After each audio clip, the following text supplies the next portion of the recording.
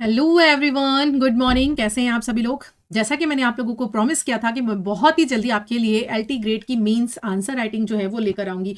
और आज इस पीपीटी में आपको ये पता चलेगा कि आंसर राइटिंग लिखने के एक नहीं, दो नहीं, तीन नहीं, बल्कि पूरे 7 जो हैं वो तरीके होते हैं। और वो सारे तरीके मैं आपके साथ यहाँ पर शेयर करने वाली हूँ। और साथ ही साथ उन 7 जो मेथड्स हैं, सिर्फ उन मेथड्स को नहीं बता दूंगी, उन मेथड्स को अप्लाई करके बताऊंगी, यानी आपको एग्जाम्पल भी दूंगी।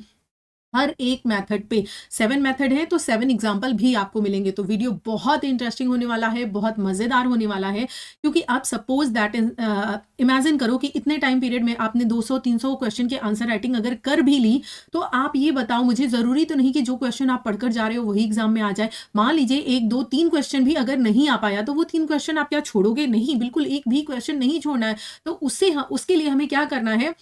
आंसर्स को रटने की बजाय हमें लिखने का जो आर्ट है, जो तरीका है, उसे सीखना है। एंड ट्रस्ट मी गाइस, ये कोई भी बहुत बड़ी चीज़ नहीं है, बहुत बड़ा हुआ नहीं है। आप डेफिनेटली इसे कर सकते हो, क्योंकि आपने किया है। आपने इंटर में आंसर राइटिंग की है, आपने क्या कहते हैं बीए में की है, अपने एमए किया है तो एमए में किया है, बीएड में किया है। बस आपको थोड़ा सा तरीका जो है वो थोड़ा सा चेंज करना है। वहाँ पे हम थोड़ा सा स्टोरी काइंड ऑफ राइटिंग करते हैं, यहाँ पे थोड़ा टू द पॉइंट उन चीज़ों को चेंज करेंगे। तो चलिए वीडियो को पूरा स्टार्ट करते हैं। लेकिन बेनिफिट मैं पहले ही बता दूं, सिर्फ उन्हीं लोगों को होगा जो लोग वीडियो को पूरा देखेंगे। ठीक है? आधा आप रसगुल्ला खाइए, नीचे पता चला मलाई है, आपने पूरी खाई नहीं, तो फिर आप बोलोगे कि बेकार है। तो अगर आपको जज करना है तो मैं यही कहूंगी, पूरे वीडियो को पहले पूरा अच्छे से इत्मीनान से पेशेंस के साथ बैठकर देखिए। उसके बाद आप डिसाइड करिए कि आपको मेरे साथ आंसर राइटिंग करनी है या नहीं करनी है। ठीक है? तो बस अपना ये जो समय है उसको पेशेंस के साथ मुझे थोड़ी देर तक दीजिए। उसके बाद हम चीज़ों को बिल्कुल क्रिस्टल क्लियर कर लेंगे। ठीक है? तो देखिए, आंसर राइटिंग करने के कुछ बेसिक रूल्स होते हैं। ठीक है? धीरे धीरे हम स्टेप बाय स्टेप आगे बढ़ेंगे, डूज भी समझेंगे, डोंट्स भी समझेंगे, और कैसे करने हैं सारे मेथड्स भी देखेंगे। तो अगर आंसर राइटिंग की बात करें, तो आंसर राइटिंग का जो सबसे बेसिक और गोल्डन जो रूल होता है वो मैं आपको बता दूं। वो ये है कि आपको जो भी चीज़ें लिखनी है उसको ना टू द पॉइंट लिखना है। एग्जामिनर को यहाँ पर आपके साथ उसको कहानी नहीं पढ़नी है, यानी एग्जामिनर को जो है वो आपके साथ कहानी पढ़ने के लिए नहीं आ रहा है। उसका जो वो उसने क्वेश्चन पूछा है उसको step by step to the point बिल्कुल स्ट्रक्चर वे में आंसर चाहिए। तो उसके लिए आप पहले कॉन्टेस्ट, फिर स्ट्रक्चर और रिलेवेंसी करोगे, तो आपके जो मार्क्स हैं वो बहुत ही अच्छे बन जाएंगे। तो आपको जो है वो इस रूल को समझना है। अब यहाँ पर एक जो है, इसको मैं मोस्ट इंपॉर्टेंट कहूंगी कि आपके आंसर राइटिंग का सबसे इंपॉर्टेंट पार्ट ये है कि आपको समझना है कि आपका क्वेश्चन का डिमांड क्या है। मतलब आपका क्वेश्चन पूछ क्या रहा है? क्या वो कोटेशन बेस्ड क्वेश्चन है, या टर्म्स बेस्ड क्वेश्चन है, या फिर वो आपका मतलब स्टोरी, मतलब किस तरह की क्वेश्चन है? आपके पोइट्री की लाइन से क्वेश्चन है, या किसी जॉनरा से क्वेश्चन है? किस चीज को बारे में पूछ रहा है? तो आपको सबसे पहले क्वेश्चन की जो डिमांड है उसे समझना पड़ेगा। ठीक है? प्लस दूसरी इंपॉर्टेंट चीज है कि जो आपकी लिमिट दी हुई है ना 125 और 200 क्वेश्चन की, उसको आपको कभी भी क्रॉस नहीं करना है। आप ये नहीं कि आपके पास मैटर ज्यादा है तो आप ज्यादा लिख दोगे तो ज्यादा मार्क्स मिल जाएंगे, ऐसा बिल्कुल भी नहीं होगा। आपको टू द पॉइंट 125 वर्ड्स दिए हैं, तो आप मैक्स टू मैक्स 100, आप कह सकते हैं, मान लीजिए आप 120 टू 130 या 135 के अराउंड आसपास, इतने क्राइटेरिया में आपको रहना है। ठीक है? और ये कैसे होगा? ये ऐसे होगा कि इसके लिए आपको प्रैक्टिस करनी पड़ेगी। आप जितनी ज्यादा प्रैक्टिस करोगे, धीरे धीरे आप कम समय में कंसाइज्ड बिल्कुल मैटर जो है वो लिखना सीख जाओगे। ठीक है? इसका यही एक मेथड है और कोई तरीका नहीं है। ठीक है? ये चीज ध्यान रखना है। और आपको जो 125 वर्ड्स वाले आप आंसर लिखोगे, उसमें आप कोशिश करोगे कि जो वर्ड्स हैं उनको आप शॉर्ट फॉर्म में लिखो। यानी कि मतलब कई बार क्या होता है, आप पूरी एक स्टेटमेंट को, कोई छोटी सी बात में कोई छोटा सा ऐसा वर्ड है जो पूरी स्टेटमेंट को डिफाइन कर सकता है, उस तरीके से आप लिख सकते हो। प्लस आपको बिल्कुल फोकस्ड होना है और एनालिटिकल अप्रोच रखना है। ठीक है? और जो 200 वाला वर्ड है उसमें आप थोड़ा सा डिटेल जाओगे, क्रिटिकल जो अपना पर्सपेक्टिव है, यानी कि उस क्वेश्चन के अकॉर्डिंग जो राइटर्स का पर्सपेक्टिव है उसको प्रेजेंट करोगे। प्लस यहां पर आप एग्जाम्पल भी रखोगे। ठीक है? Never cross word limit. कभी भी आपको जो वर्ड लिमिट है, जैसे कि मैंने बताया, उसको बिल्कुल भी क्रॉस नहीं करना है। और आपके जो आंसर हैं, बिल्कुल पॉइंट नोट करिए, ये स्टोरी टाइप आंसर नहीं होने चाहिए। आंसर पढ़ने में राइट, मतलब आपका जो एग्जामिनर है, जस्ट इमेजिन उसको इतनी सारी कॉपियां चेक करनी है, तो उसके पास इतना समय नहीं है कि वो बैठकर पूरी आपकी राम कहानी पढ़े और फिर उसके बाद समझे कि आपने उसमें क्या लिखा है। नहीं, आप उसको बहुत ही अच्छे तरीके से हाईलाइटेड पॉइंट्स, एग्जाम्पल्स यूज करके आप उसको इस तरह का अपना आंसर बनाएंगे कि बस टू द पॉइंट वो उनको देखे और समझ जाए कि आप कहना क्या चाह रहे हैं। ठीक, अब इसका मतलब ये भी नहीं है कि आप बहुत सारे एग्जाम्पल्स, बहुत सारी चीजें एक ही आंसर में भर देंगे। वो कैसे करना है, क्या करना है, आगे आपको सारी चीजें समझाने वाली हूं। तो इतना आप समझ चुके हैं। दूसरा जो है सबसे, जिसे हम कह सकते हैं सबसे सेफेस्ट जो मेथड होता है, अगर आपको कुछ नहीं समझ आ रहा तो आप इस मेथड के साथ जा सकते हो, जो सबसे सेफेस्ट मेथड है, IEAC मेथड। IAEC मेथड अब है क्या? आई सेज इंट्रोडक्शन, यानी कि आपको सबसे पहले अपने आंसर में इंट्रोडक्शन रखना है, जो कि आप 1 से 2 लाइन का रख सकते हो। उसके बाद आपको जो सेकंड है, E फॉर एक्सप्लेनेशन, आपको जो है एक्सप्लेन करना है। उसमें क्या एक्सप्लेन करना है? आप थीम्स को, या जो भी आइडिया है, या जो भी कॉन्टेक्स्ट है आपके क्वेश्चन का, जो क्वेश्चन की डिमांड है, उसको आप कर सकते हो। प्लस अगर आपके पास ए फॉर एनालिटिक्स, यानी अगर उस क्वेश्चंस के रिगार्डिंग आपके पास कोई टेक्निक है या फिर कोई भी क्रिटिकल पॉइंट्स हैं, जो भी आप क्रिटिकल पॉइंट्स में पॉजिटिव नेगेटिव कुछ भी, अगर इस आंसर के हर में आपको ये नहीं डालना है जिस पे ये सूट करेगा। अब किस पे सूट करेगा वो सब मैं एग्जांपल्स में आपको बताऊंगी। बिल्कुल पेशेंस रखिए, सारी चीजें बिल्कुल क्लियर हो जाएंगी, बस थोड़ा सा समय दीजिएगा। ठीक है, उसके बाद आपको कंक्लूजन तो डेफिनेटली रखना ही रखना है। कंक्लूजन में आप वैल्यू और सिग्निफिकेंस को डाल सकते हैं। अब ये जो मेथड है वो आपका सब पे, ड्रामा, पोएट्री, नॉवेल, प्रोज सभी पे जो है वो वर्क करेगा। ठीक है, अब यहां पर देखिए एक शॉर्ट फॉर्म में आपको बता दूं।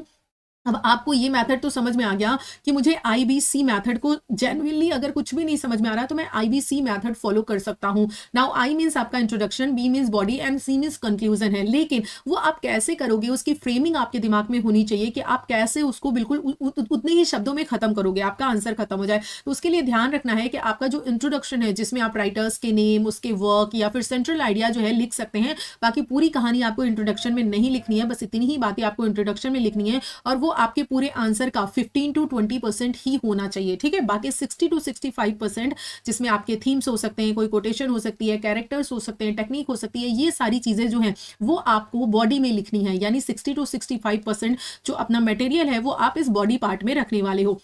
उसके बाद कंक्लूजन आपका 15 to 20% अगेन होना चाहिए, जिसमें आप ओवरऑल सिग्निफिकेंस बताओगे कि मेरा क्वेश्चन क्या डिमांड कर रहा है, क्या मैं उसको रिप्लाई कर रहा हूँ, वो चीज, राइटर का पर्पस क्या है, लिटरेरी वैल्यू क्या है, ये सब आप कंक्लूजन में डालोगे। तो ये आई होप आपको ये जो स्ट्रक्चर है ये समझ में आ गया होगा। बाकी जब हम एग्जाम्पल्स देखेंगे तो आपको समझ में आ जाएगा। अब देखिए, अब आप सोचो सभी आंसर राइटिंग लिखेंगे। मान लीजिए सपोज दैट आ गया कि मिल्टन की ग्रैंड स्टाइल पर आपको लिखना है 125 वर्ड्स में, तो जितने बच्चे अपीयर हो रहे हैं सब उसमें इन आंसर्स को लिखेंगे। तो कुछ तो अंतर होगा, कुछ तो डिफरेंस होगा कि कुछ बच्चों के मार्क्स कम होंगे, कुछ बच्चों के मार्क्स बहुत ज्यादा हो जाएंगे। तो वो डिफरेंस क्या होगा? वो ये सारे कीवर्ड्स है ना। आप अगर इन कीवर्ड्स को और बिल्कुल स्ट्रक्चर फॉर्म में अपने आंसर के लिखेंगे तो आपके मार्क्स जो है वो गेन करने के चांसेस बढ़ जाएंगे। जैसे कि ये सारे वर्ड्स हैं अपने आंसर में, अगर आप पोर्ट्री वर्ड का यूज करते हो, हाईलाइट्स का यूज करते हो, रिवील का यूज करते हो, suggest, symbolism, dramatic irony, human values, social criticism या फिर यूनिवर्सल अपील, जब आप राइटिंग फ्रेम करोगे ना, अभी आपको नहीं समझ में आ रहा, अभी देखिए जब मैं एग्जांपल बताऊंगी ना, ये सारे वर्ड्स एग्जांपल में आएंगे तो आपको क्या है समझ में आएगा कि इन वर्ड्स को रखने से क्या है, बिल्कुल एग्जामिनर का जो दिमाग है बिल्कुल वहीं पर पॉइंट आउट करेगा कि बच्चा कहना क्या चाह रहा है। तो यही जो पॉइंट्स होते हैं ये आपको मार्क्स जो है वो अच्छे गेन करवाते हैं। तो ये यूजफुल कीवर्ड्स हैं, इनको आपको ध्यान रखना है। प्लस आगे हम मैथड के ऊपर आगे बढ़े, जो हमारे टोटल 7 मैथड्स हैं उनकी तरफ हम आगे बढ़े, उससे पहले हमें डूज एंड डोंट्स समझने हैं, जो कि बहुत बहुत बहुत ज्यादा इंपॉर्टेंट है। पहली बात तो ये है, हम डूज समझ लेते हैं कि हमें करना क्या है। हमें करना ये है कि हमें अपने जो आंसर्स हैं उनको पैराग्राफ में लिखना है। अब सपोज दैट ये आपकी कॉपी है, सपोज दैट ये आपकी कॉपी है, ये आपका पेज है। ठीक, इस प्लेस में आपको जो बाउंड्री लाइन है ऐसे बनी रहेगी। ठीक है, ये बाउंड्री लाइन आपको बनाने की जरूरत नहीं है, ये बनी रहेगी। यहाँ पर लिखा रहेगा जो भी आपके आयोग का नाम है, प्लस आपका ये यहाँ पर क्वेश्चन मेंशन रहेगा। उसके बाद आपको यहाँ पर साइड साइड में छूटा है, तो आपको जस्ट यहाँ से आंसर अपना लिखना स्टार्ट कर देना है। ये आपका इंट्रोडक्शन पार्ट हो गया। उसके बाद आप बॉडी पार्ट को करोगे, उसके बाद आपका जो कंक्लूजन है ये आ जाएगा। ठीक, इस तरह से आपकी कॉपी रहेगी, बिल्कुल प्लेन पेज रहेगा, उसमें नहीं रहेगा राइटिंग। तो अभी से डे 1 से आपने प्लेन पेज पे लिखना स्टार्ट करना है। क्यों? क्योंकि जैसे सपोज दैट लिखना स्टार्ट किया तो बहुत से बच्चों की राइटिंग होगी ऐसे लिखते लिखते लिखते वो पेज में ऊपर की तरफ जाने लगेगी। जब आप प्लेन पेज में लिखो तो देखो ऐसी प्रॉब्लम होती है, या फिर कुछ बच्चों की राइटिंग ऐसे नीचे की तरफ भागने लगती है। ठीक है, तो उन सब चीजों को आपको ध्यान रखना है। प्लस आपको ऐसा नहीं करना है कि आप बहुत जैसे लिखना है माई नेम, ऐसे बहुत इज नेहा, बिल्कुल पास पास में लिख दिया। ठीक है, कि एकदम आंखें घुसाकर देखना पड़ रहा है, या तो इस तरह लिख दिया माई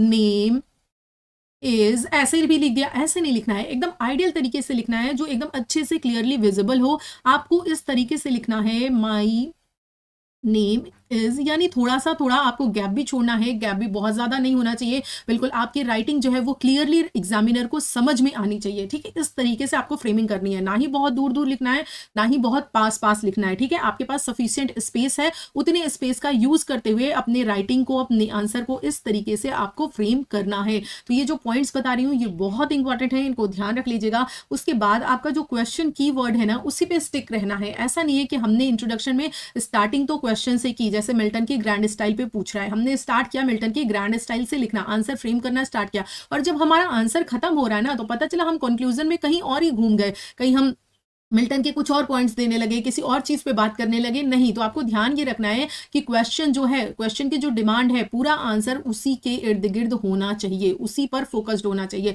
अपने कीवर्ड से आपको स्टिक रहना है। और अगर आप लिटरेरी टर्म्स का यूज करते हैं तो बहुत ज्यादा अच्छा होगा एग्जामिनर को समझने में। जैसे पीछे मैंने कुछ टर्म्स, कुछ कीवर्ड्स आपको दिए हैं, प्लस आपको जो न्यूट्रल एकेडमिक टोन है वो मेंटेन रखना है, ठीक। प्लस अंडरलाइन कीवर्ड्स अगर अलाउड है, अगर आपको लगता है बहुत ज्यादा रंगना पोतना नहीं है, आप ब्लैक पेन का यूज कर सकते हो, जो जिस हिसाब से अगर आपको लग रहा है आपकी स्पीड अच्छी है तो आप दोनों पेन का यूज कर सकते हो, अगर नहीं तो सिर्फ आप ब्लू से लिख रहे हो, ब्लैक पेन से जस्ट थोड़ा थोड़ा सा अंडरलाइन कर देना है, उससे आप क्या है जो कीवर्ड्स हैं वो आपके हाईलाइट हो जाएंगे। अब ये नहीं कि मेरा नेम नेहा है तो ये पूरा का पूरा ही अंडरलाइन कर दिया, no, this is a wrong method, ऐसे नहीं करना है। सिर्फ आपको मान लीजिए नेहा है तो आपको सिर्फ इस पे पॉइंट आउट करना है जो इंपॉर्टेंट है, पूरा ही आप रंग दोगे तो एग्जामिनर को फायदा ही क्या होगा, तो इन चीज का ध्यान रखना है। प्लस अगर डोंट्स की बात करें तो डू से ज्यादा इंपॉर्टेंट डोंट्स होते हैं कि हमें ये पता होना चाहिए हम क्या करेंगे। हम कोटेशंस अपने आंसर में डेफिनेटली हम उनको इंक्लूड करेंगे, लिखेंगे, लेकिन नो लॉन्ग कोटेशंस, ध्यान रखेंगे हम बहुत बड़ी कोटेशन को नहीं लेकर चलेंगे, क्योंकि हमारा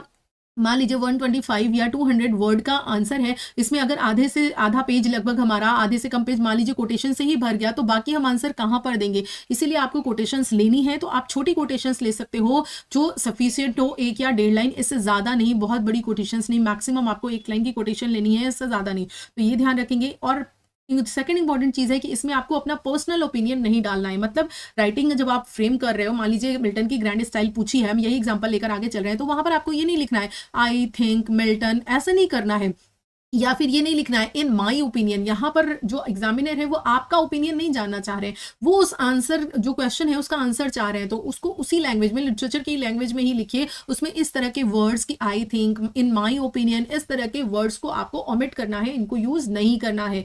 नो बायोग्राफी ऑफ राइटर अगर नहीं पूछी जा रही है तो जबरदस्ती की आपको आंसर में बायोग्राफी नहीं डालनी है। और मिल्टन की ग्रैंड स्टाइल पूछी है तो आप लिखना मत स्टार्ट कर दीजिए कि मिल्टन का जो जन्म है इतने पे हुआ था, मृत्यु इतने पे हुई थी, उसके बाद कहानी स्टार्ट करिए, नहीं, नो नीड। जस्ट जो क्वेश्चन है आंसर बिल्कुल वहीं से टू द पॉइंट आपको स्टार्ट करना है, ठीक है।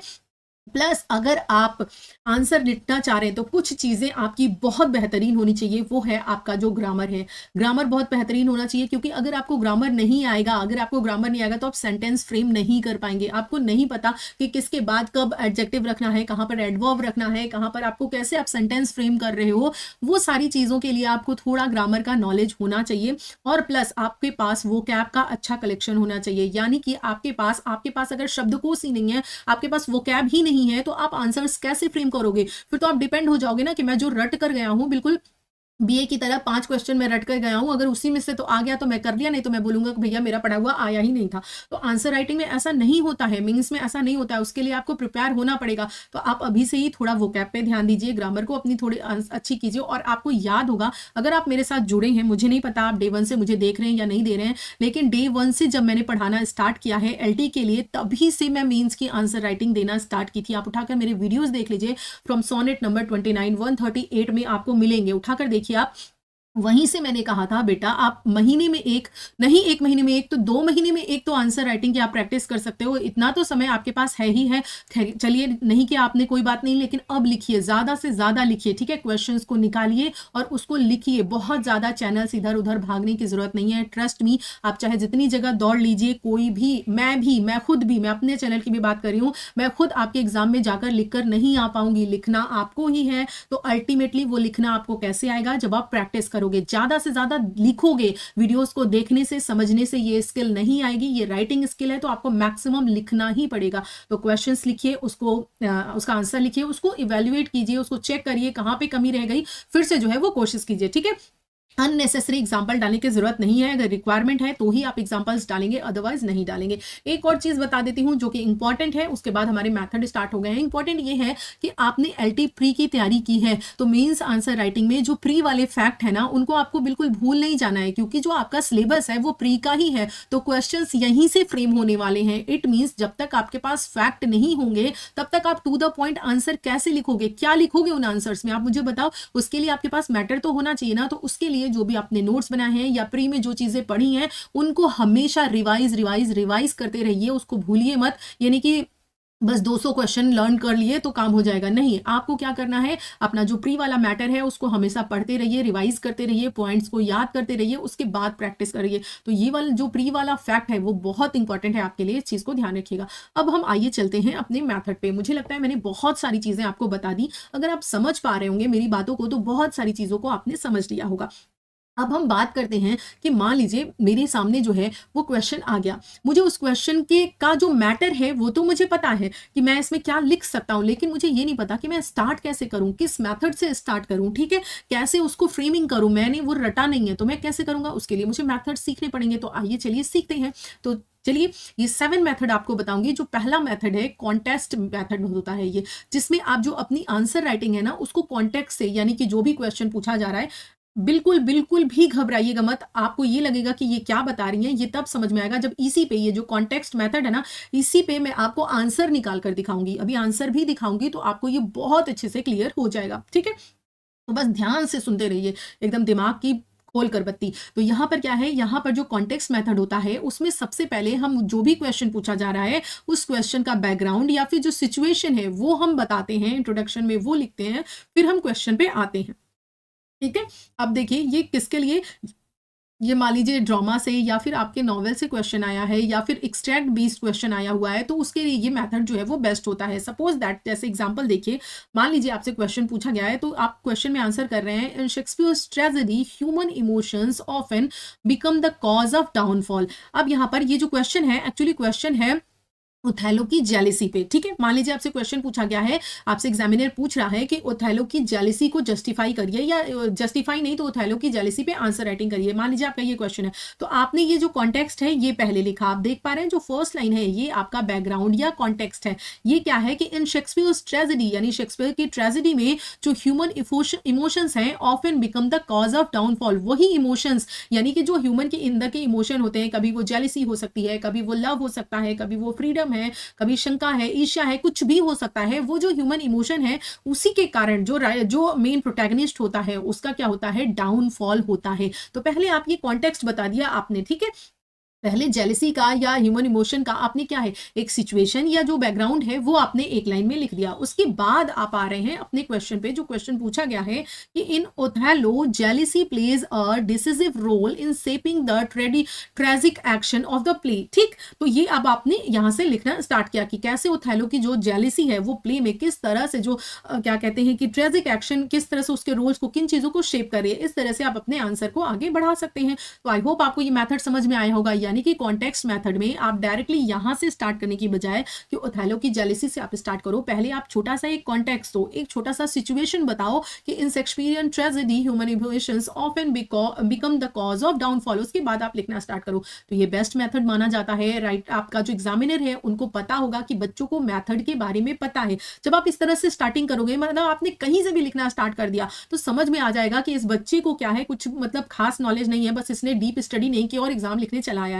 वहीं पर अगर आप इन मेथड्स के थ्रू राइटिंग करते हैं तो डेफिनेटली जो आपका जो भी पर्सपेक्टिव बन रहा है एग्जामिनर का वो आपका बहुत ही अच्छा बनेगा और आपके जो मार्क्स हैं वो बढ़ेंगे। तो पहला मेथड आपको कॉन्टेक्स्ट मेथड समझ में आ गया है, ये काफ़ी सेफ है, पॉपुलर है। अब इसका जो एग्जांपल है वो आगे हम देखेंगे, एग्जांपल्स को मैं साथ ही आपको दिखाऊंगी ताकि आप समझ पाओ, डिफ्रेंशिएट कर पाओ। अभी हम मेथड्स को देख रहे हैं। तो फर्स्ट मेथड आपने देख लिया। सेकेंड मेथड की बात करें, थीमेटिक स्टेटमेंट मेथड ये होता है, ठीक है। इसमें बात किया जाता है कि जो आपकी थीम है उस पर आपको क्या करना है, स्ट्रॉन्ग जनरल स्टेटमेंट से स्टार्ट करना है। वही क्वेश्चन है, क्वेश्चन मैंने सेम रखा है अभी फिलहाल के लिए। क्वेश्चन आपका क्या रहा था, जेलिसी, ओथेलो की जेलिसी पे क्वेश्चन था, ठीक। अब यहाँ पर जो है आपको जो थीम बेस्ड अगर आप आंसर राइटिंग कर रहे हो तो आपको क्या लिखना है, jealousy is one of the most destructive human emotion capable of turning love into hatred and trust into suspicion. Now Shakespeare explored this dark passion powerfully in Othello. क्या आप डिफरेंस समझ पा रहे हो? क्वेश्चन हमारा सेम है Othello की jealousy पर, लेकिन आप पीछे देखिए स्टार्टिंग किस तरह से हुई। जब हमने कॉन्टेस्ट या सिचुएशन बेस्ड आंसर राइटिंग की तो हमने पहली लाइन क्या लिखी, और अगर हम इस पे आते हैं थीमेटिक या स्टेटमेंट बेस्ड हम आंसर राइटिंग कर रहे हैं तो सेम क्वेश्चन को ही हम कैसे स्टार्ट कर रहे हैं। हम बता रहे हैं यहाँ पर कि जो जेलेसी है वो क्या है, वो one of the most human destructive human emotion है, यानी इमोशंस में से सबसे ज्यादा डिस्ट्रक्टिव ह्यूमन इमोशन होता है, जो कि कैपेबल है आपके लव को हेट में बदलने में और ट्रस्ट को सस्पिशन में बदलने के लिए काफी होता है ये जेलेसी का इमोशन। आपने ये बता दिया पहले पहले एक जो है वो थीम रख दी सामने जेलेसी की, उसके बाद आपने बताया कि शेक्सपियर ने ओथेलो, ये जो डार्क पैशन है, ये जो जेलेसी का पैशन है, इसको ओथेलो में इसने पावरफुली जो है वो डिपिक्ट किया है, दिखाया है। तो ये आपका सेकंड मेथड हो गया, ठीक, जो कि आपकी थीमेटिक स्टेटमेंट मेथड है। ठीक है, थर्ड मेथड पे चलते हैं। डिफरेंस को समझते चलिएगा, डिफरेंस को समझते चलिएगा, और डिफरेंस को आप तभी समझ पाएंगे जब आप फुल फोकस के साथ मेरी बातों को सुनेंगे। अदरवाइज आप चार काम साथ में कर रहे हो, खाना भी बना रहे हो, बच्चे भी देख रहे हो, कुछ भी कर रहे हो, साथ में बस लेक्चर सुन रहे हो, तो आपको बहुत ज्यादा इरिटेटिंग लगेगा। आपको लगेगा ये क्या बता रही हैं। ये आपको तभी क्लियर होगा, आप मेरे लेक्चर को अभी बंद कर दो, आपके पास टाइम नहीं है तो आप इसको तब देखना जब आप अकेले हो, बिल्कुल क्लियरली शांति से सिर्फ मेरी बातों को सुन सको, तब आप इसको देखना। तो सारे मेथड्स में आप डिफरेंशिएट कर पाओगे। ट्रस्ट मी, मुझे स्लाइड को बनाने में काफी सारा टाइम लगा। जब तक मैं किसी भी कंटेंट के लिए खुद सेटिस्फाइड नहीं होती हूँ तब तक मैं आप लोगों के लिए सामने नहीं लाती हूँ। मेरा काम ये नहीं कि बस खाना पूर्ति कर दूं कि आंसर राइटिंग करानी है तो चलो कुछ भी दे देते हैं बच्चों को, ऐसा नहीं है। जब तक मुझे लगता है कि मुझे राइटिंग करनी होती तो मैं कैसा करती, या फिर मेरे स्कोर्स कैसे बढ़ते, जब मैं एकदम सेटिस्फाइड हो जाती हूँ, चाहे जितना समय लगे रिसर्च करने में, तभी मैं मैटर आपके सामने लेकर आती हूँ। तो इसीलिए इसको बहुत अच्छे से खाली समय में ही सुनिएगा। थर्ड जो है आपका वो डेफिनेशन मेथड होता है, जिसमें आप अपनी राइटिंग्स को कैसे स्टार्ट कर सकते हैं, डेफिनेशन से स्टार्ट करते हैं। अब ये आपके अगर लिटरेरी टर्म्स पे या फिर कैरेक्टर ट्रेट्स पे या फिर पोएट्री के क्वेश्चंस आ रहे हैं, इन फील्ड से क्वेश्चन आ रहे हैं, तो डेफिनेशन मेथड सबसे बेहतर माना जाता है। जैसे मान लीजिए कोई भी लिटरेरी टर्म्स के ऊपर, एलेगरी के ऊपर क्वेश्चन आया, या फिर आपका स्ट्रीम ऑफ कॉन्शियसनेस पे कोई क्वेश्चन आया, तो पहले आपने क्या है डेफिनेशन से स्टार्ट कर दिया, स्ट्रीम ऑफ कॉन्शियसनेस की थोड़ी सी डेफिनेशन दे दी, उसके बाद आप क्या है अपने आगे उसको डिफाइन कर रहे हैं, आगे बढ़ रहे हैं। अगर कैरेक्टर पे आया तो आप थोड़ा सा उसको डेफिनेशन दे दिए, पोएट्री पे आया तो आप पोएट्री की डेफिनेशन या जो भी जिस पॉइंट पे पूछा जा रहा है उसकी डेफिनेशन दे दिए, फिर आगे बढ़े। अब हमारा क्वेश्चन सेम है, हम ओथेलो की जेलेसी ही लेकर चल रहे हैं ताकि आप हर को समझ पाओ। अगर मैं एग्जाम्पल अलग अलग रखती तो आपको डिफिकल्ट होता। अब यहां पर आप समझो, यहां पर जेलेसी की डेफिनेशन हम क्या दे सकते हैं, यही तो दे सकते हैं ना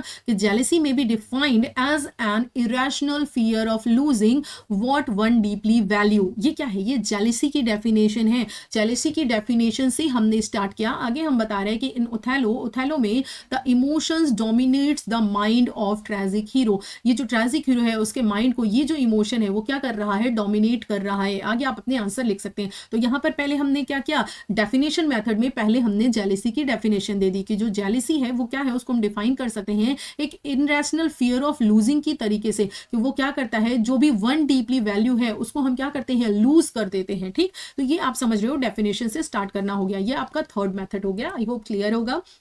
कोई भी कंफ्यूजन है तो बच्चा प्लीज नीचे कमेंट बॉक्स में बिल्कुल फ्री होके आप क्वेश्चन पूछिएगा।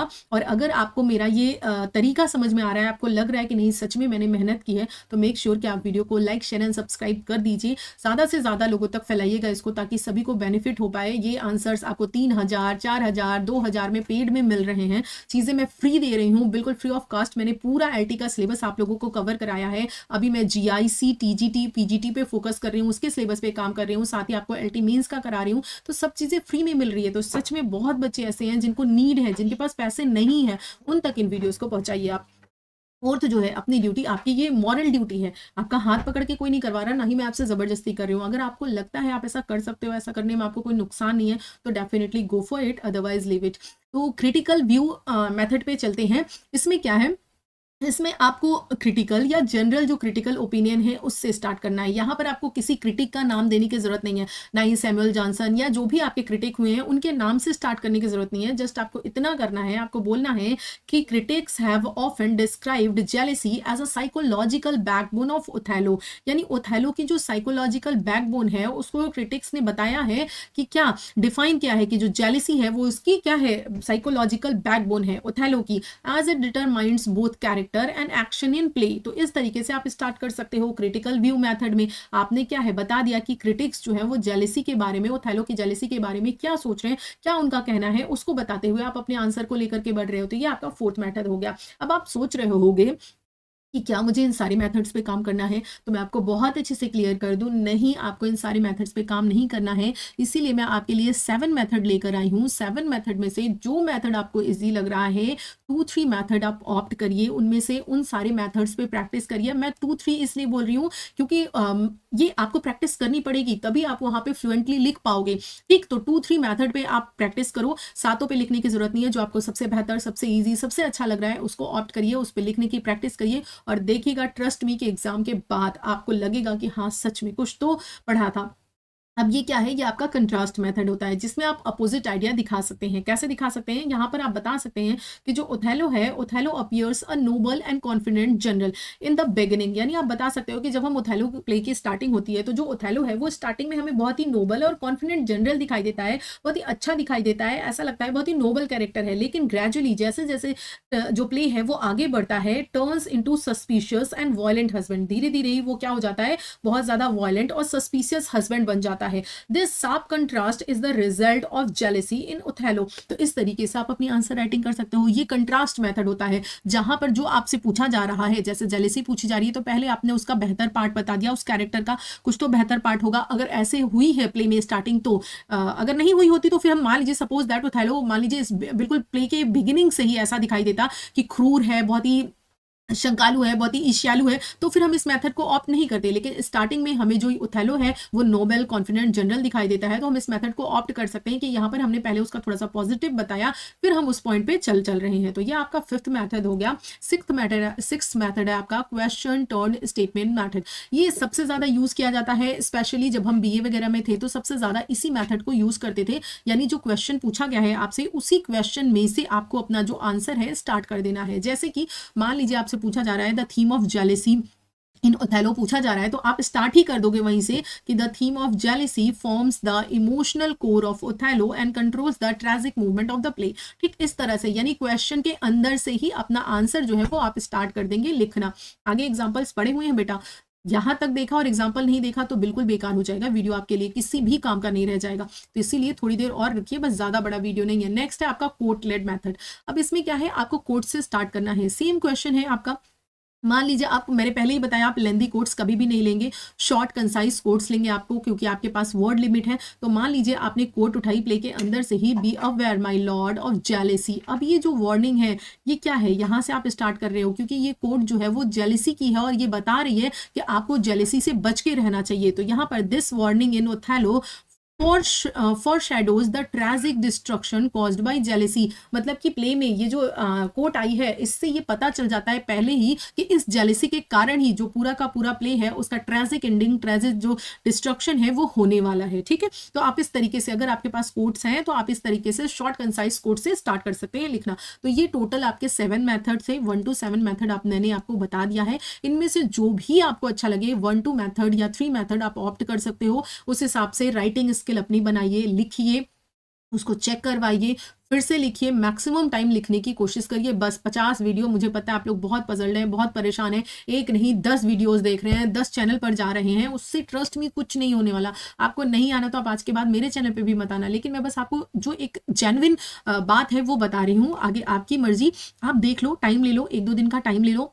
आपको पेड में एडमिशन लेना है आप पेड में ले लो, आपको किसी से फ्री से पढ़ना है फ्री पढ़ लो, जिस भी टीचर से पढ़ना है 1 से 2 टीचर को आप फाइनल करो और उन 1-2 टीचर से आप क्या करो, राइटिंग प्रैक्टिस स्टार्ट करो। क्योंकि कोई भी टीचर है ना कुछ अलग नहीं बताएगा, राइटिंग प्रैक्टिस का यही मेथड होता है, यही सब लोग बताएंगे। बस अंतर जो आएगा ना एक बच्चे से दूसरे बच्चे में, जो अंतर आने वाला है वो सिर्फ और सिर्फ प्रैक्टिस का खेल है। जो बच्चा जितनी ज्यादा प्रैक्टिस कर लिया, जितना अच्छे से लिखना सीख गया, स्किल ले लिया, वही नंबर ऑप्ट कर पाएगा। बाकी आप 24 घंटे देखते रहो, कितने भी मेथड सीखते रहो, वीडियोस देखते रहो, आप नहीं लिखोगे तो अंतर नहीं ले आ पाओगे। तो ये चीज मुझे आपको बतानी थी। अब आइए हम चलते हैं, अपना जो एग्जांपल है उसको देख लेते हैं। इससे पहले मैं आपको बता दूं, देखिए ये हालांकि मैं आपको बता चुकी हूँ अगर 125 की लिमिट्स आती है तो आप कैसे लिख सकते हैं और 200 की लिमिट्स आ सकते हैं। जैसे एक यहाँ पर मैंने छोटा सा आपको पॉइंट आउट किया है, जैसे मान लीजिए आपके ड्रामा के क्वेश्चन आ रहे हैं तो आप उनको कॉन्टेक्स्ट या फिर जो कंट्रास्ट मेथड हमने पढ़ा था ना अभी, उससे स्टार्ट कर सकते हैं। कंट्रास्ट मतलब पॉजिटिव फिर नेगेटिव से स्टार्ट कर सकते हैं। कॉन्टेक्स्ट मतलब उसके कॉन्टेक्स्ट की, उसका बैकग्राउंड, इसकी हिस्ट्री बताकर फिर क्वेश्चन पे आ सकते हैं। तो ये आपके ड्रामा मेथड में काम कर सकता है। अगर आपका क्वेश्चन पोएट्री सेक्शन से पूछा जा रहा है तो फिर आप डेफिनेशन या थीम मेथड को क्या कर सकते हैं, ऑप्ट कर सकते हैं। अगर कैरेक्टर से क्वेश्चन आ रहा है तो फिर आप कंट्रास्ट या फिर क्रिटिकल पे जा सकते हैं। ठीक है, तो ये मैंने बताया, बाकी आपकी मर्जी। अब आइए फटाफट से हम एग्जाम्पल को देख लेते हैं। ठीक, तो सबसे पहला जो हमारा एग्जाम्पल है वो सबसे पहले ही मेथड पे है, यानी कि कॉन्टेस्ट मेथड। ठीक, कॉन्टेस्ट मेथड क्या है वो मैंने आपको समझा दिया है, अब यहाँ पे फिर से नहीं समझाऊंगी। कॉन्टेस्ट मेथड मतलब आपके बैकग्राउंड या कॉन्टेस्ट जो है उससे आपको स्टार्टिंग करनी है। ठीक है, तो अब यहाँ पर देखिए, यहाँ पर आपसे क्वेश्चन पूछा जा रहा है, discuss the role of jealousy in Othello. यही एक एग्जाम्पल लेकर, इसी क्वेश्चन का एग्जाम्पल लेकर मैंने टोटल आपके 7 मेथड जो है वो समझाए हैं ताकि आप डिफ्रेंशिएट कर सको। अब पहला जो, बाकी आगे के एग्जाम्पल अलग अलग हैं। ठीक है, तो जो पहला आपका है इसको आइए समझते हैं। ये कॉन्टेक्स्ट मेथड से स्टार्ट हुआ है, यानी सबसे पहले हम कॉन्टेक्स्ट देंगे, बैकग्राउंड देंगे, उसके बाद बात करेंगे। तो देखिए हमारा कॉन्टेक्स्ट क्या है, in Shakespearean tragedy human emotions often determine the tragic movement of the plot. यानी कि शेक्सपियर के नाटकों में जो त्रासदी है, जो भी क्या कहते हैं कि ट्रेजिक है, वो जो है अक्सर मानवीय भावनाओं के आधार पर ही आगे बढ़ती हैं। यानी जो ह्यूमन इमोशंस है, जैसे इमोशन होंगे, अगर वो इंसान ईर्ष्यालु है, अगर वो इंसान मतलब जिस तरीके का है, उसके अंदर जो भी चीज है, लालच है, क्या है, उसी इमोशन के आधार पर जो ट्रेजिक है, जो ट्रेजेडी है, जो त्रासदी है, वो इनके शेक्सपियर के ड्रामाज में आगे बढ़ती है। ये हमने पहले एक कॉन्टेक्स्ट बता दिया, एक बैकग्राउंड बता दिया। ठीक है, अब हम आगे बढ़ रहे हैं कि Othello is powerful example of how jealousy operates as a destructive force. अब यहाँ पर जो ओथेलो है ना, ये एक सशक्त उदाहरण है कि ईर्ष्या किस प्रकार विनाशकारी शक्ति के रूप में कार्य करती है, कि जो जेलिसी है वो किस तरह से डिस्ट्रक्टिव फोर्स यानी कि विनाशकारी हो सकती है, सब कुछ खत्म कर सकती है। ये ओथेलो में आप समझ सकते हैं, ओथेलो उसका पावरफुल एग्जाम्पल है, ये हमने बताया। उसके बाद हमने बताया कि the play is set in military and social context, यानी ये मिलिट्री और सोशल कॉन्टेक्स्ट में सेट किया गया है, जहां पर ऑनर और रेपुटेशन जो है वो हाईली वैल्यूड होते हैं। यानी कि जो मिलिट्री वर्सन है या फिर जो सोशल कॉन्टेक्स्ट की बात करें, उन लोगों के लिए उनका जो ऑनर है, उनकी जो रेपुटेशन है, ये बहुत ज्यादा मायने रखती है, बहुत ज्यादा महत्व रखती है। और जो ओथेलो है वो एक रिस्पेक्टेड जनरल है, falls prey to jealousy due to Iago's manipulation। अब ये क्या है, ये स्टार्टिंग में बहुत ही अच्छा दिखता है, लेकिन यहाँ पर क्या होता है कि जैसे ही इयागो के छल कपट के कारण वो किसका, ईर्ष्या का शिकार हो जाता है। अब यहाँ पर हमने इयागो को डाल दिया कि उसके अंदर जो जेलेसी आई है वो इयागो की वजह से आई है, यानी इयागो जो है वो मैनिपुलेट कर रहा है, तो उसके मैनिपुलेशन के कारण, जो कि बहुत ही ज्यादा रिस्पेक्टेड जनरल था, अब कैसा हो गया है, जेलेसी का शिकार हो गया है। His emotional insecurity and complete trust in Iago makes him doubt Desdemona's fidelity. अब यहाँ पर आप ये देखो, यहाँ पर बताया जा रहा है कि उसकी जो इमोशनल इनसिक्योरिटी है अपनी वाइफ को लेके, प्लस जो उसका कंप्लीट ट्रस्ट है इयागो के ऊपर, यानी वो अपनी वाइफ के ऊपर ट्रस्ट करने की बजाय, उससे क्वेश्चन पूछने की बजाय वो इयागो के ऊपर कंप्लीटली ट्रस्ट कर रहा है, और इमोशनल इनसिक्योरिटी है उसके अंदर कि मेरी जो वाइफ है वो शायद मुझसे धोखा कर रही है। इसकी वजह से क्या होता है, जो डेस्टिमोना है, आप देखोगे कि डेस्टिमोना की वफादारी पे वो संदेह करने के लिए मजबूर हो जाता है। द हैंकरचीफ एपिसोड जो है, इसमें आप बहुत इंपॉर्टेंट एपिसोड है, यही आपका की वो जो मैं आप बता रही थी ना कि आपको कीवर्ड्स डालने हैं, यही कीवर्ड्स है कि हैंकरचीफ अगर आपने एपिसोड डाला, इट मींस आपके एग्जामिनर को पता है कि हाँ इस बच्चे ने पूरा प्ले पढ़ा है और अच्छे से चीजों को समझा है कि ये जो हैंकरचीफ है इसकी वजह से सारा जो प्रॉब्लम है वो क्रिएट होता है। तो ये आपने डाला यहाँ पर ये वर्ड, ये एग्जामिनर के लिए जो आपका मार्क्स है वो गेन करवा सकता है, एग्जामिनर मार्क्स इन सारी चीजों पे दे सकता है। जैसे आपने यहाँ पर डाला, the handkerchief episode provides false evidence and intensify his suspicion, कि वो जो हैंकरचीफ है वो क्या करता है, वो फॉल्स एविडेंस देता है और साथ ही साथ उसका जो सस्पिशन है, जो शंका है, उसको और ज्यादा इंटेंसिफाई कर देता है। And Shakespeare uses dramatic irony to show how jealousy blinds reason and judgement. अब यहाँ पर जो आपके विलियम शेक्सपियर हैं, उन्होंने, शेक्सपियर ने नाटकीय विडंबना का प्रयोग यह दर्शाने के लिए करते हैं कि ईर्ष्या किस तरह तर्क और विवेक को अंधा कर देती है। यानी जब आपके अंदर ईर्ष्या आ जाती है तो आप वहां पर ना ही रीजन लगाते हो, ना ही जजमेंट लगाते हो, आपकी जो पूरी की पूरी बुद्धि है वो क्या है, क्षीण हो जाती है। Ultimately jealousy transforms love into violence, यानी जो जेलेसी है वो क्या है, लव को वायलेंस में बदल देती है, and leads to the tragic death of Desdemona and Othello. और उसके कारण क्या होता है, डेस्टिमोना और ओथेलो की दुखद मृत्यु का कारण बन जाती है। सिर्फ और सिर्फ क्या, वो जेलेसी हाईलाइट्स इट्स डिवेस्टिंग इम्पैक्ट और जो उसके विनाशकारी प्रभाव को उजागर करती है। अब यहाँ पर क्या बताइए, क्या आपने जस्टिफाई नहीं किया आपने एग्जामिनर को? आपने जस्टिफाई किया ना। यहाँ पर आपसे जो आपका एग्जामिनर है वो पूछ रहा है कि जो ओथेलो प्ले है उसमें जेलिसी का क्या रोल है, जेलिसी क्या कर सकती है। तो आपने बिल्कुल जेलिसी के कॉन्टेक्स्ट से स्टार्ट करके किस तरह से पूरे आंसर को फ्रेम किया 125 वर्ड्स में, और लास्ट में आपने बता भी दिया कि जो जेलिसी है वो किस तरह सब कुछ नष्ट करके बिल्कुल डिजास्टर रिजल्ट लेकर आ सकती है। तो this is the method 1 contest method, जिसमें आप कॉन्टेस्ट से स्टार्ट कर अपनी बातों को इस तरीके से रख सकते हैं। आई होप क्लियर होगा। साथ ही साथ आपको एक क्वेश्चन भी यहाँ पर मिल गया है कि discuss the role of jealousy in Othello. इसको आप, अब आपका होमवर्क ये है कि मैंने आपको कॉन्टेस्ट मेथड से इस आंसर राइटिंग को सिखाया। अब आपका क्या करो, उन सातों में से कोई भी मेथड उठाओ और उस मेथड पे खुद से लिखने की कोशिश करो सेम क्वेश्चन को। ठीक है, सेम क्वेश्चन को लिखने की कोशिश करिए आप। ठीक है, तो आपको चीजें क्या है आएंगी। मैटर आपके पास पड़ा ही है, यहाँ से आप हेल्प ले सकते हो। अब आप बताओ, अगर आपको ग्रामर का नॉलेज नहीं है तो आपको कैसे पता कहाँ पर आपको पंक्चुएशन मार्क लगाना है, कहाँ से आपको स्टार्ट करना है, कहाँ पर कौन से वर्ड्स को पिक करना है, रखना है। तो ये सब आप समझोगे कब, जब आपके पास ग्रामर और वोकैब का भी नॉलेज होगा। सिर्फ लिटरेचर के नॉलेज से आप कभी भी आंसर राइटिंग नहीं कर सकते हो। और ट्रस्ट मी, देखिए जो एग्जामिनर है कहीं ना कहीं देखिए तो उसने प्री में जो है वो आपसे लिटरेचर पार्ट ज्यादा पूछा, क्योंकि वहां पर उसको चाहिए थी आपसे इन्फॉर्मेशन कि आपको फैक्ट पता है या नहीं पता है। इसलिए उसने फैक्चुअल, बहुत सारे लोग ये कह रहे हैं एग्जामिनर ने पेपर बहुत बेकार बनाया, पेपर बहुत बकवास बनाया, बट ट्रस्ट मी मेरे अकॉर्डिंग उसने एक बैलेंस्ड अप्रोच रखा है। कैसे रखा है, क्योंकि वो प्री में आपका जो फैक्चुअल नॉलेज है उसको चेक कर रहा है, आपकी इन्फॉर्मेशन को चेक कर रहा है, और ग्रामर चेक करने के लिए उसके पास पूरा का पूरा मीन्स पड़ा है। हो सकता है डायरेक्टली आपके ग्रामर से क्वेश्चन ना आए, लेकिन जब आप सेंटेंस फ्रेम कर रहे हो तो यहां पर पूरे के पूरे ग्रामर का यूज हो रहा है। चाहे आप पार्ट्स ऑफ स्पीच ले लो, चाहे आपका डायरेक्ट इनडायरेक्ट ले लो, चाहे कोई भी आप टॉपिक उठा लो, जब आप सेंटेंस फ्रेमिंग करते हो तो आप कुछ अपने सेंटेंस एक्टिव वॉइस में बनाओगे, कुछ पैसिव वॉइस में बनाओगे,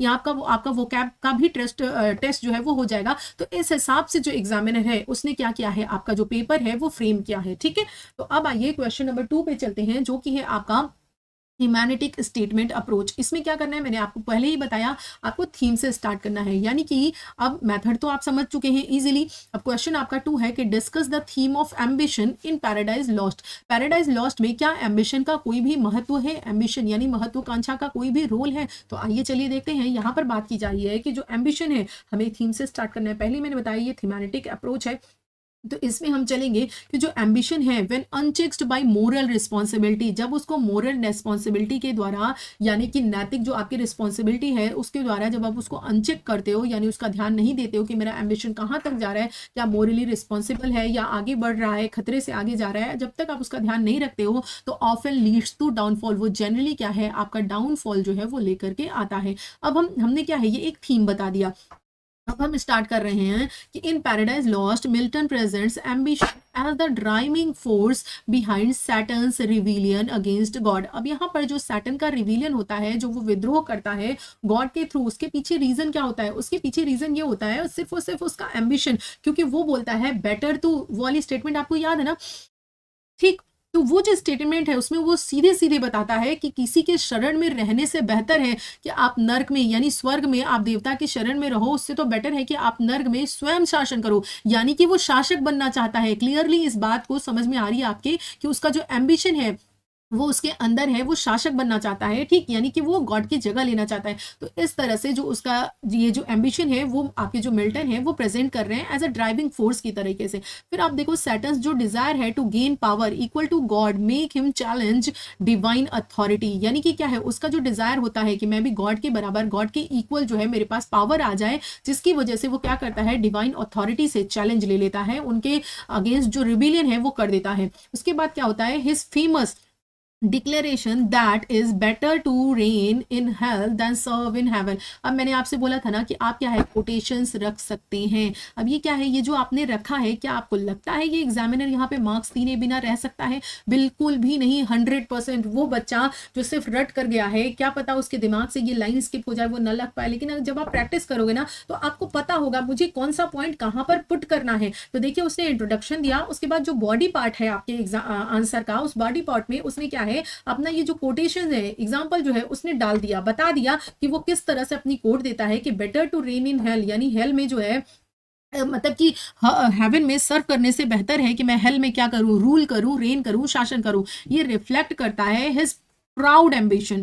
ठीक, आपने बता दिया कि किस तरह से वो एम्बिशियस है। यहाँ पर यही तो आपको जस्टिफाई करना है कि जो थीम ऑफ एम्बिशन है पैराडाइज लॉस्ट में वो कैसे है, ये आप बताओ। अब मिल्टन जो है वो पोर्ट्रे करता है, portray Satan as a tragic yet morally flawed character whose ambition result in internal suffering. अब जो ये दिखाता है उसका कि क्या कहते हैं, जो मिल्टन है वो शैतान को एक दुखद लेकिन नैतिक रूप से त्रुटिपूर्ण चरित्र के रूप में चित्रित करता है, जिसकी महत्वाकांक्षा शाश्वत पीड़ा का कारण बन जाती है। ठीक है, उसकी जो गलती है, उसकी जो त्रुटिपूर्ण उसका जो चरित्र है, वो जो नैतिक रूप से गलत है, वो चीज क्या बनता है, उसकी इटर्नल सफरिंग का कारण बन जाता है। ठीक, ये आपने बताया। उसके बाद आपने बोला through Satan's fall Milton warns against excessive pride and self centred ambition. अब क्या होता है यहाँ पर, जो सैटर्न का फॉल होता है ना, अब आपने ये भी बताया कि जो सैटर्न का फॉल है उसके थ्रू हमारा जो मिल्टन है, हमारा जो राइटर है, वो वार्न करना चाहता है कि किस तरह से, मतलब यहाँ पर आपने मिल्टन का जो पॉइंट ऑफ व्यू है एम्बिशन को लेके वो भी प्रेजेंट कर दिया। वो आपने दिखाया कि सैटर्न के माध्यम से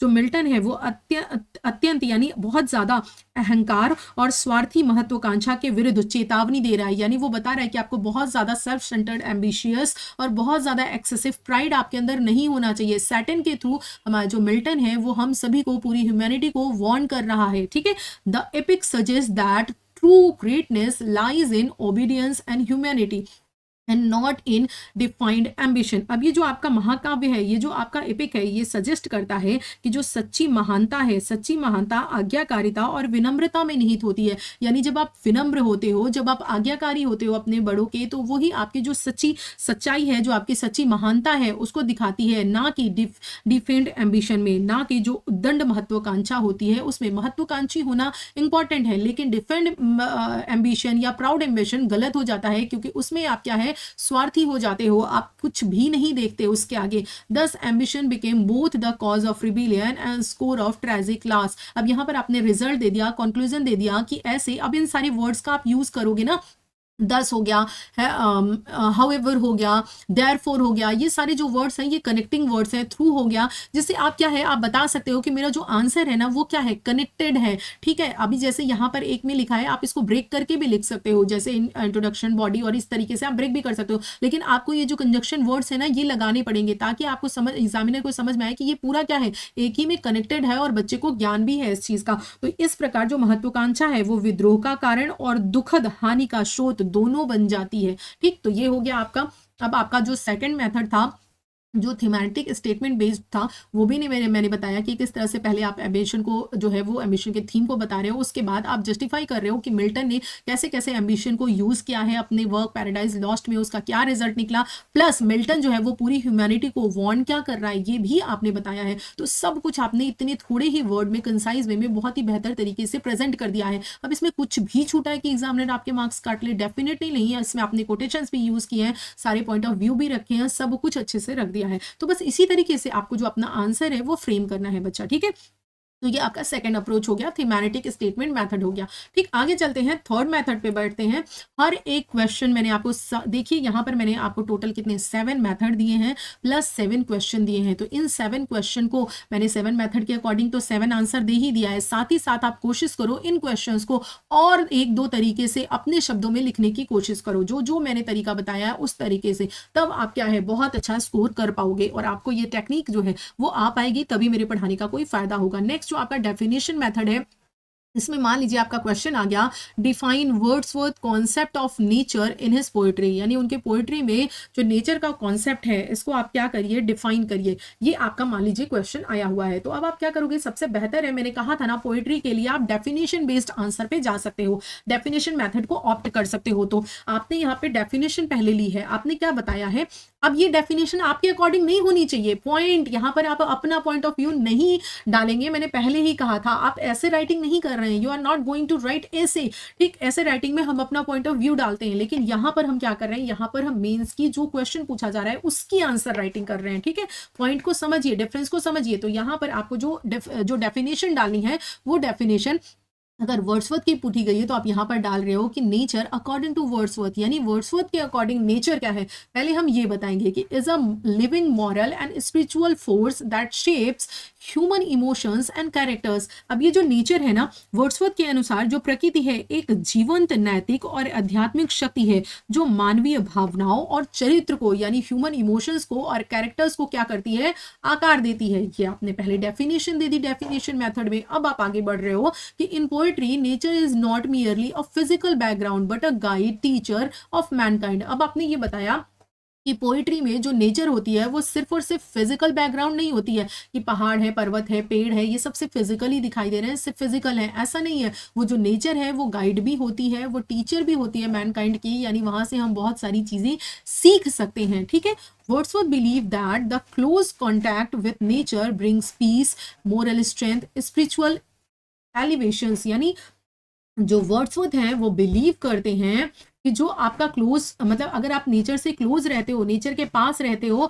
तो आपके अंदर क्या है, पीस आती है, आप मोरली स्ट्रेंथ होते हो, आपके जो स्पिरिचुअल एलिवेशन है वो सब कुछ क्या है, यानी कि आप क्या है, बहुत ही ज्यादा आध्यात्मिक आपका उद्धान होता है, आध्यात्मिक रूप से आप ऊपर उठते हो, मोरली आप स्ट्रांग होते हो, आपके अंदर पीस शांति आती है। जब हमारा मन बहुत बेचैन होता है तो क्या सजेस्ट किया जाता है कि जाओ नेचर के पास बैठो। सुना होगा ना आपने कि जाओ नेचर के पास बैठो, थोड़ा पार्क में चले जाओ, कहीं पेड़ के किनारे बैठ जाओ। क्यों? क्योंकि जो नेचर है वो क्या करती है, हमें हील करती है, हमें पीस देती है। इसीलिए इसी पॉइंट को विलियम वर्ड्सवर्थ ने भी अपने पोएट्रीज में भर भर के दिखाया है। अब यहाँ पर आपने फिर एग्जांपल डाल दिया, आप समझ रहे हो ना। प्लीज इनको बहुत ध्यान से समझो। मैं आपको यही बताना चाह रही हूँ कि जो मैंने आपको कहा था कि आपको कोटेशंस डालने हैं, आपको टर्म्स डालने हैं, आपको एग्जांपल्स डालने हैं, वो कहाँ कैसे डालने हैं मैं आपको ये भी सिखा रही हूँ। सिर्फ ये नहीं बता के चली जा रही कि वो आपको करना है, मैं आपको हर मेथड को अप्लाई करके दिखा रही हूँ। जैसे यहाँ पर आपने एग्जाम्पल दे दिया, यहाँ पर पूछा गया, अब इसको प्रूफ करने के लिए आपने एग्जाम्पल दिया कि पोएम लाइक टिंटरनेबे, हमने टिंटरनेबे का एग्जाम्पल दे दिया एग्जामिनर को कि poem like टिंटरनेबे shows how nature influence the poet's mind, कि किस तरह से टिंटरनेबे में जो नेचर है वो पोएट के माइंड को इन्फ्लुएंस करती है एंड प्रोवाइड्स इमोशनल हीलिंग, उसको इमोशनल हीलिंग देती है। जैसे कि जब वो अकेले होता है, ट्रैंक्विलिटी में होता है, अपने परेशान होता है, तो वो आंखें बंद करके उन मोमेंट्स को याद करता है, तो वो क्या है, हील हो जाता है, उसकी परेशानी खत्म हो जाती है। तो ये आपने एग्जामिनर को बताया। उसके बाद आपने बताया nature nourishes human sympathy and imagination specially in childhood, यानी जो नेचर है वो क्या करती है, प्रकृति जो है वो मतलब मानवीय सहानुभूति और कल्पना को पोषित करती है। कब? आपके चाइल्डहुड में, बचपन में। Wordsworth also presents nature as a source of joy and inspiration for a common man, यानी कॉमन मैन के लिए जो नेचर है, वर्ड्सवर्थ ने बताया है कि वो सोर्स ऑफ जॉय भी होती है, यानी कि उनके खुशी का कारण, उनके इंस्पिरेशन का कारण भी होती है। और 10, अब यहाँ पर 10 देखिए आपने यूज किया है, यानी कि आप क्या कर रहे हो, ये 10 ये प्रेजेंट कर रहा है आपके एग्जामिनर को। अब आप चल रहे हो अपने आंसर को कंक्लूड करने, यानी आप अपना एक जो फाइनल वर्डिक्ट है उसको देने चल रहे हो। तो इस तरह के वर्ड्स आपको यूज करने हैं। 10, his concept of nature reflects a deep emotional and philosophical bond between man and natural world। इस प्रकार प्रकृति के प्रति उसकी अवधारणा मनुष्य और प्राकृतिक जगत के बीच एक गहरे भावनात्मक और दार्शनिक बंधन को दर्शाती है। क्लियर हो गया? मुझे लगता है आपको समझ में आया होगा कि डेफिनेशन मेथड क्या है, ये समझ में आया होगा, उसको कैसे यूज करना है ये समझ में आया होगा, कैसे आप एग्जांपल्स यूज कर सकते हो, कैसे आप कंक्लूजन करते समय इन वर्ड्स को यूज करते हो, ताकि आप बता सको कि हाँ यहाँ पर हम अपने आंसर को कंक्लूड कर रहे हैं। ठीक है, तो ये तीसरा मेथड हो गया। चीज़ें अगर सच में ट्रस्ट में अच्छी लग रही हैं, आपको लग रहा है जेन्युइनली मैंने सच में आपके लिए मेहनत की है, तो बस एक काम करो, इसे बहुत ज़्यादा से ज़्यादा शेयर कर दो, जितना आप कर सकते हो मैक्सिमम, जितने भी ग्रुप्स में, ताकि मैं जो चाहती हूँ दिल से कि हर वो बच्चा जो इस समय बहुत परेशान है आंसर राइटिंग लेकर, हर बच्चे को ये मिल जाए, ये वीडियो मिल जाए, ताकि जो है वो अपने आंसर राइटिंग को फ्रेम कर सके, सीख सके। यहाँ पर आप सेल्फिश मत बनिए कि मैं दे दूंगा तो वो बच्चा भी सीख जाएगा। देखिए कोई कितना भी वीडियोस देख ले, प्रॉफिट उसी को होगा जो प्रैक्टिस करेगा, मैं बार बार कह रही हूँ। तो प्लीज़ थोड़ा सा अपना ड्यूटी निभाइए, और मेरे प्रति अगर मैं आप लोगों के लिए इतना कर रही हूँ, तो आप लोग अगर मेरे प्रति कुछ कर सकते हैं तो मेक श्योर कि आप इसको लाइक शेयर एंड सब्सक्राइब कर दीजिएगा। अब देखिए क्रिटिकल आपका जो अप्रोच आता है, मैंने आपको 4th बताया था क्रिटिकल व्यू मैथड। उसमें क्या है, आपको देखिए कितने सारे क्वेश्चन आंसर्स भी मिल रहे हैं ना।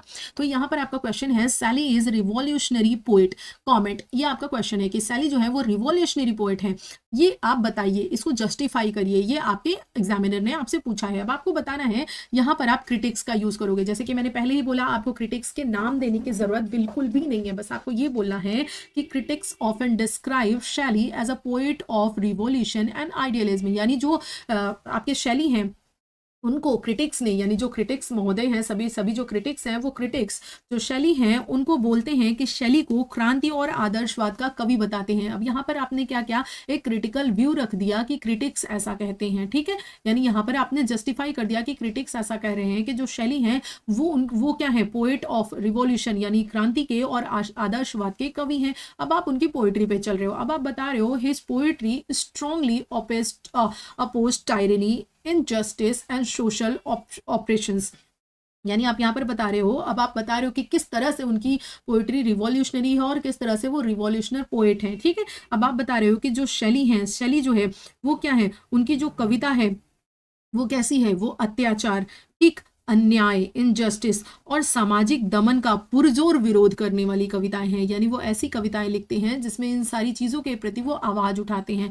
शैली बिलीव्ड इन पॉलिटिकल फ्रीडम, वो विश्वास करते हैं कि पॉलिटिकली फ्री एंड जो इक्वालिटी है वो होनी चाहिए, and the moral regeneration of Mankind, और जो है नैतिक पुनरुत्थान, यानी जो मानव जाति है उसका नैतिक पुनरुत्थान में वो क्या करते हैं, विश्वास करते हैं। अब ये आपका हो गया इंट्रोडक्शन। अब बॉडी आप थोड़ा सा बताए, उसके बाद आपने क्या है, एग्जाम्पल पुट कर दिया तुरंत एग्जामिनर के सामने। एग्जाम्पल्स वगैरह देने से ना पता चलता है कि आप किस स्तर के स्टूडेंट हो। आपने पढ़ाई बस सतह सतह की है ऐसे ही, या फिर आप डीप गए हो, चीजों को आपने अंडरस्टैंड किया है, तो इस वजह से आपके मार्क्स बढ़ते हैं। अब यहाँ पर आपने जस्टिफाई कर दिया कि poem like Ode to West Wind symbolize change and renewal. यहाँ पर आपने बताया कि जो वेस्ट विंड पोएम है वो दिखाती है, वो सिंबलाइज करती है किसको, चेंज को और रिन्यूअल को, कि बदलाव को और जो नवीकरण है उसको। और वहीं पर वाइल आपने बताया, वहीं जो प्रोमिथियस अनबाउंड है वो प्रेजेंट करता है रेजिस्टेंस अगेंस्ट अथॉरिटी, यानी अथॉरिटी के अगेंस्ट जो भी आपका सत्ता है, सत्ता के विरुद्ध जो प्रतिशोध है उसको प्रस्तुत करती है। यानी आपने दो जो वे है वो आपने राइटर का प्रेजेंट कर दिया कि ओस्ट टू वेस्ट विंड में उन्होंने कैसी राइटिंग की है और प्रोमिथियस अनबाउंड में उन्होंने कैसी राइटिंग की है। दोनों आपने एग्जामिनर के सामने जो एग्जाम्पल है वो रख दिया। उसके बाद Shelley's revolutionary spirit is rooted in hope and optimism rather than violence. अब आपने बताया कि जो शैली है वो क्रांतिकारी है, इसका मतलब ये नहीं है कि वो बहुत ही वॉयलेंट है, ठीक है। इसका मतलब ये नहीं है कि वो बहुत ज्यादा कैसे हैं, वायलेंट हैं। यहाँ पर आप बता रहे हो कि जो शैली है, शैली की जो क्रांतिकारी भावना है वो हिंसा की बजाय आशा और सकारात्मक ऑप्टिमिज्म यानी सकारात्मकता में नहीं था। यानी ये नहीं कि वो रिवॉल्यूशनरी हैं, क्रांतिकारी हैं। अब देखिए क्रांतिकारी हमारे स्वतंत्रता संग्राम में भी बहुत लोग थे, तो कुछ उदारवादी थे, कुछ उग्रवादी थे। उसी तरह ये क्या है, वो उग्रवादी नहीं है, ये ऑप्टिमिज्म है, यानी कि वो आशा रखते हैं और ऑप्टिमिज्म रखते हैं। जो इनकी रिवॉल्यूशनरी स्पिरिट है उसमें he dreams of future where love and reason will replace cruelty and power. वो एक ऐसे फ्यूचर का ड्रीम देखते हैं कि फ्यूचर ऐसा होना चाहिए मैनकाइंड का जहां पर जो क्रूएलिटी है यानी कि जो प्रेम है और जो तर्क है वो क्रूरता और सत्ता का स्थान ले लेंगे। यानी क्रूएलिटी के लिए और पावर के लिए जगह नहीं होगी, हर जगह लव और रीजन के लिए प्लेस होगा, जगह होगी। Through symbolic imagery and lyrical intensity Shelley voices his protest against existing social systems. अब यहाँ पर क्या है, आप बता रहे हो कि जो शैली है यानी कि प्रतीकात्मक जो बिंब है और गीतात्मक जो तीव्रता है उसके माध्यम से शैली मौजूदा सामाजिक व्यवस्थाओं के विरुद्ध अपना जो विरोध है उसको क्या कर रहे हैं, रिप्रेजेंट कर रहे हैं। किसके किसके माध्यम से, अपनी जो सिंबॉलिक इमेजरी है उसके माध्यम से और जो लिरिकल इंटेंसिटी है उसके माध्यम से वो अपनी आवाज उठा रहे हैं। किसके प्रति, ये जो सोशल सिस्टम्स है इसके अगेंस्ट प्रोटेस्ट कर रहे हैं, आवाज उठा रहे हैं। 10 हिज पोएट्री रिफ्लेक्ट्स, यहाँ पर आपने कंक्लूड कर दिया, वर्ड यूज किया 10 का, कि इस प्रकार जो उनकी पोएट्री है वो रिफ्लेक्ट करती है deep commitment to revolutionary ideas and human freedom. इस प्रकार उनकी कविता क्रांतिकारी विचारों और मानव स्वतंत्रता के प्रति गहरी प्रतिबद्धता को प्रदर्शित करती है। ठीक है, आपने बताया कि जो शैली है वो रिवॉल्यूशनरी पोएट हैं, लेकिन साथ ही साथ वो वायलेंस में विश्वास नहीं रखते हैं, वो होप और ऑप्टिमिज्म में ट्रस्ट रखते हैं। तो ये आपका फोर्थ मेथड हो गया। आई नो वीडियो बड़ा हो रहा है, लेकिन मैं आपको डे 1 से कहती आ रही हूँ, मुझे बिल्कुल भी फ़र्क नहीं पड़ता कि टाइम कितना लग रहा है, मैं हमेशा क्वांटिटी पे नहीं क्वालिटी पे ध्यान देती हूँ। और जो बच्चे मेरे साथ जुड़े हैं वो समझ पा रहे होंगे मुझे कि मैं जब पढ़ाना स्टार्ट करती हूँ तो मैं ध्यान नहीं देती कि क्या हो रहा है क्या नहीं, बस मैं ये चाहती हूँ जो भी चीज़ है वो चीज़ आप तक बहुत अच्छे से पहुँच जाए। ठीक है, तो अब देखिए फिफ्थ 2 मेथड है, फिफ्थ 6 7 3 मेथड और बचे हुए हैं। ठीक है, ठीक, तो ये आपका कंट्रास्ट मेथड है जिसमें मैंने आपको क्या बताया था कि discuss the conflict between life and art in Keats odd on a creation of. अब मैंने आपको बताया था ना, ध्यान रखिएगा कि कोई भी एक तरह का क्वेश्चन है, जरूरी नहीं उस पर सातों मेथड जो है वो यूज हो सके, सातों मेथड आ सके। उसको मैंने एग्जांपल देके आपको बता दिया कि किस तरह के मेथड पे कौन सा जाएगा, जो पोएट्री है वहां पे डेफिनेशन जाएगा, जो ड्रामा है वहां पे कॉन्टेक्स्ट मेथड जा सकता है, तो वो सब आपको समझना पड़ेगा। अब यहाँ पर देखिए उन्होंने बोला है कि आप लाइफ और आर्ट यानी ओड ऑन अ क्रिएशन और में किस तरीके से लाइफ और आर्ट का जो कंट्रास्ट है उस पर डिस्कस करिए। अब आप क्या कर रहे हो, यहाँ पर कंट्रास्ट मेथड यूज कर रहे हो। यहाँ पे आप दिखा रहे हो कि Keats presents a sharp contrast between the permanence of art and the transition of human life. यानी यहाँ पर क्लियरली आपने क्या है कंट्रास्ट बता दिया, विरोधाभास बता दिया कि एक तरफ तो आप परमानेंस दिखा रहे हो, दूसरी तरफ क्षण भंगुरता दिखा रहे हो। यानी कि कीट्स की कला की स्थायित्व और मानव जीवन की क्षण भंगुरता के बीच एक तीखा विरोधाभास प्रस्तुत करते हैं। जो आपके कीट्स हैं वो शार्प कंट्रास्ट दिखाते हैं कि किस तरह से जो आर्ट है वो परमानेंट है और जो ह्यूमन लाइफ है वो कैसी है, क्षण भंगुर है, यानी खत्म हो जाने वाली है। ये आपने कंट्रास्ट दिखाया, ये हो गया आपका कंट्रास्ट मेथड। उसके बाद आप आगे बढ़े, human life is subject to time change and suffering while art remains eternal and unchanging. यानी ये यहाँ पर इन्होंने बताया कि जो ह्यूमन लाइफ है वो क्या है, वो समय का विषय है, वहां पर चेंजेस होते हैं, वहां पर सफरिंग है, लेकिन जो आर्ट है वो हमेशा इटर्नल और अनचेंजिंग रहती है, उसमें कोई भी बदलाव नहीं होता है, वो कैसी रहती है, हमेशा स्थिर रहती है। अब देखिए the figure of Grecian earn. अब हमने ग्रेशियन अर्न की बात कर दी क्योंकि ग्रेशियन अर्न के कॉन्टेस्ट में ही राइटर आपसे पूछ रहा है, सॉरी एग्जामिनर पूछ रहा है, तो आपने बताया कि in figure of Grecian earn यानी जो ग्रेशियन अर्न है नेवर एज सफर और डाई, यानी कि वो उसके ऊपर जो भी कलाकृति बनी है, जो भी आर्ट बनी है वो कभी भी बूढ़ी नहीं होगी, कभी भी नष्ट नहीं होगी, कभी भी उसको दुख नहीं होगा, कभी वो मरेगी नहीं। यही तो Ode on a Grecian Urn में कीट्स ने बताया है, their love and joy are frozen in time. यानी वो जो बिलव्ड हैं, जो बॉय एंड गर्ल हैं, जो बॉय उसको किस करने की कोशिश कर रहा है और वो कभी भी बूढ़ी नहीं होगी, तो ये चीज आप यहाँ पे रख रहे हो कि उनका जो प्रेम है, उनकी जो खुशी है वो टाइम में क्या है, फ्रोजन हो चुकी है, यानी कि क्या है, वहीं की वहीं रुक चुकी है, यानी वो अब कभी भी खत्म नहीं होगी। हाउएवर वर्ड देखिए, इस तरह के वर्ड्स आपको यूज करने हैं। This permanence also denies them real experience and fulfilment. ठीक, यानी कि हालांकि ये जो स्थायित्व है उन्हें वास्तविक अनुभव और पूर्णता से वंचित करता है। ठीक, it's highlights both the beauty and limitation of art through this contract. यानी इस कंट्रास्ट के माध्यम से वो आर्ट की जो लिमिट है उसको बता रहे हैं कि जो आर्ट है इस विरोधाभास से के माध्यम से कि कला की सुंदरता और सीमाओं दोनों को उजागर करते हैं। वो बताते हैं कि जो कला है वो सुंदर है लेकिन उसकी एक सीमा भी है, इस कंट्रास्ट से वो उजागर कर रहे हैं। उसके बाद बता रहे हैं while life is painful and temporary, यानी कि जो जीवन है, जो लाइफ है, मानते हैं कि वो पेनफुल है, वो टेम्पररी है, लेकिन it is also real and dynamic. लेकिन वो कैसी है, वो वास्तविक भी है, क्योंकि आर्ट की तरह हमारी लाइफ नहीं हो सकती, हर समय हम खुश नहीं रह सकते हैं, उसमें आपकी रियलिटी भी है और वो डायनेमिक भी होती है, यानी गतिशील है, यानी जीवन जो है वो आगे चलता रहता है। तो यहाँ पर आप लाइफ का भी पॉइंट ऑफ व्यू प्रेजेंट कर रहे हैं प्लस आर्ट का भी पॉइंट ऑफ व्यू प्रेजेंट कर रहे हैं, दोनों का। Art of an idealize escape but lack emotional completeness, यानी यहाँ पर जो कला है ये एक आदर्श पलायन का अवसर प्रदान करती है लेकिन भावनात्मकता पूर्णता का अभाव है। इस प्रकार ये जो आपका है दस this explores the tension between reality and artistic immorality. इस प्रकार जो कविता है वो वास्तविकता और कलात्मक अमरता के बीच तनाव का अन्वेषण करती है। तो आपने जस्टिफाई कर दिया ना इस कंट्रास्ट मेथड से कि जो वो कॉन्फ्लिक्ट दिखाना चाह रहे हैं कि किस तरह से लाइफ और आर्ट की क्या ब्यूटी है, क्या खराबी है, वो सब कुछ आपने यहाँ पर प्रेजेंट कर दिया। तो ये आपका 5 हो गया। 6th मेथड पे आप चलिए, तब तक मैं एक घुट पानी पी लूँ क्योंकि मैं बोलते बोलते थक गई और मुझे पता भी नहीं वीडियो कितनी देर का बना। ठीक है, बट 2 और बचा है तो मैं उसको भी खत्म करूंगी। ठीक है, क्योंकि मुझे पता है जो छोड़ के जाने वाले हैं उनके लिए तो मैंने स्टार्ट ही नहीं किया है। जो बच्चा ट्रस्ट करता है, जिसको रियल में इसकी वैल्यू है, जो पूरा देखेगा, समझिए मैं वीडियोस उन्हीं बच्चों के लिए बना रही हूँ। तो देखिए नेक्स्ट जो है आपका क्वेश्चन नंबर 6 है, ये आपका राइटिंग स्टाइल क्वेश्चन है। राइटिंग स्टाइल क्वेश्चन मतलब क्या, जहां आप, मैंने बताया था ना कि क्वेश्चन दिया होगा, आपको अपना आंसर क्वेश्चन से ही उठाना है, क्वेश्चन से ही स्टार्टिंग करनी है। कैसे, एग्जांपल दे देती हूँ। जैसे आपका क्वेश्चन है, comment on the realism and humanism in writing style of Kamala Markandaya, यानी कमला मार्कंडे की जो राइटिंग स्टाइल है उसमें रियलिज्म और ह्यूमनिज्म, यानी उनके राइटिंग स्टाइल में जो रियलिज्म और ह्यूमनिज्म है उसके ऊपर आप कमेंट करिए। ये आपका एग्जामिनर बोल रहा है। अब आपको राइटिंग स्टाइल यूज करनी है। मान लीजिए इसमें आप डेफिनेशन नहीं दे सकते, आप कॉन्टेक्स्ट नहीं दे सकते हैं, आप कोई और मेथड नहीं यूज कर सकते, तो आप राइटिंग स्टाइल मेथड, सबसे मैं बोलूंगी सबसे सेफ मेथड है ये। जब आपको कुछ भी ना समझ में आ रहा हो तो आप क्वेश्चन के अंदर से ही आंसर निकालना स्टार्ट कर दो। कैसे, आप यहीं से स्टार्ट कर दिए। देखिए, realism and humanism lie at the heart of Kamala Markandaya's writing style, यानी कि जो रियलिज्म है और जो ह्यूमनिज्म है वो क्या है, कमला मार्कंडे की लेखन शैली में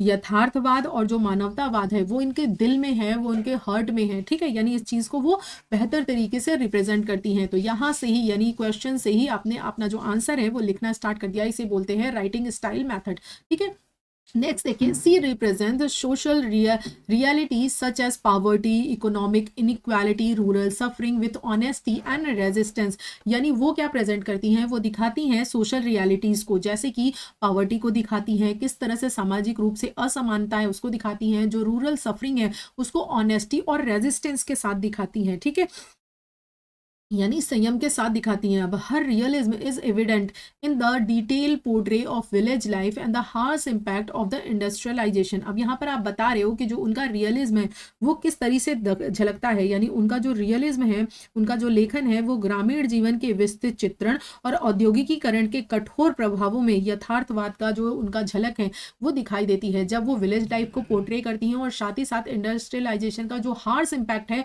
वो दिखाती हैं। तो आपको उनकी जो रियलिज्म क्वालिटी है वो पता चलती है। एट द सेम टाइम, उसी समय पे, her writing is deeply humanistic, focusing on emotional endurance rather than rebellion।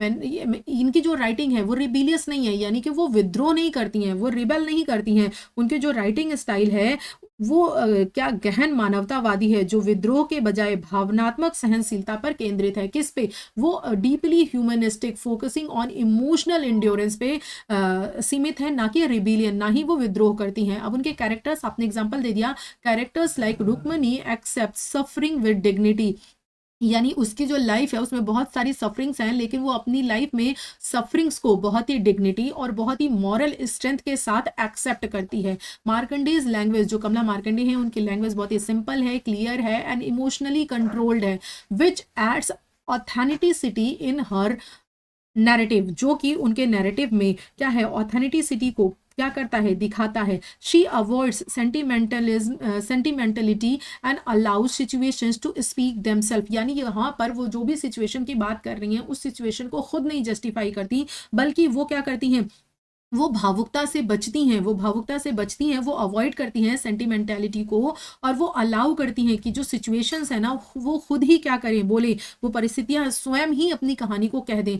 10 her style combines realistic social observation with compassion for ordinary human being, और जो उनकी शैली है, इस प्रकार उनकी शैली यथार्थवादी सामाजिक अवलोकन, सोशल जो ऑब्जर्वेशन है, सामाजिक जो अवलोकन है, यथार्थवादी सामाजिक अवलोकन और आम मनुष्य के प्रति करुणा का संगम है। ये आपने जस्टिफाई कर दिया। ये आपका क्वेश्चन के अंदर से ही आंसर हो गया आपका। ठीक है, अब लास्ट मेथड है आपका कोट लेड मेथड है, जिसमें आप कोट से स्टार्टिंग करते हो। अब आपका क्वेश्चन है, मान लीजिए क्वेश्चन आ गया, comment on fate in Macbeth, यानी मैकबेथ जो प्ले है उसमें फेट का क्या इंपॉर्टेंट रोल है, क्या फेट एग्जिस्ट करता है, नहीं करता, उसके ऊपर आपको कमेंट देना है। तो अब बताइए, फेट के ऊपर पूरे के पूरे अगर प्ले में बात की जाए तो कौन सा कोटेशन है जो बिल्कुल सटीक बैठता है, तो वो कोटेशन है fair is foul and foul is fair. तो आपने इस कोटेशन से ही अपनी राइटिंग स्टार्ट करनी है, that is called quote led method. ठीक है, इसमें क्या है, आपने दे दिया कि fair is foul and foul is fair, यानी कि क्या है, जो अच्छा है वो बुरा है, जो बुरा है वो अच्छा है।